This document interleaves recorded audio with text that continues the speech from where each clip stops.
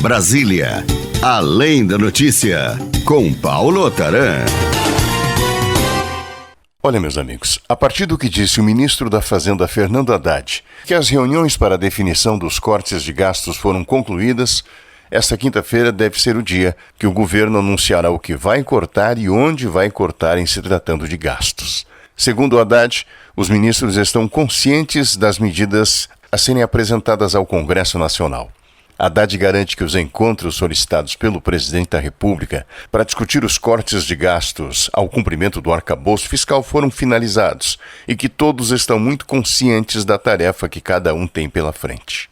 Como qualquer outro ministro na esplanada, Fernando Haddad é funcionário e, como tal, submisso às ordens do chefe da nação. E, como tal, segue ordens do presidente, que manda no país, mas que tem um Banco Central que é independente e que controla a relação entre investimento e gastos. Antes que os cortes sejam anunciados, ouça o que disseram ambos, horas antes do anúncio desse corte. O presidente Lula tenta dividir a meia-culpa e a Autoridade Monetária Nacional, que preside o Banco Central, tenta traduzir a realidade para uma linguagem minimamente compreensível.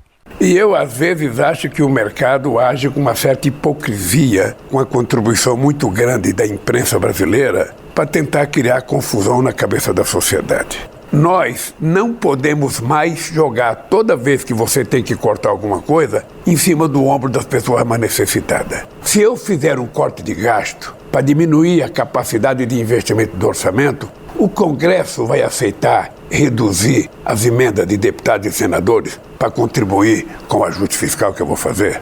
Os empresários que vivem de subsídio do governo vão aceitar abrir mão um pouco de subsídio para a gente poder equilibrar a economia brasileira? Vamos aceitar? Eu não sei se vão aceitar. A gente tem que tomar cuidado para não ter uma inversão de valores.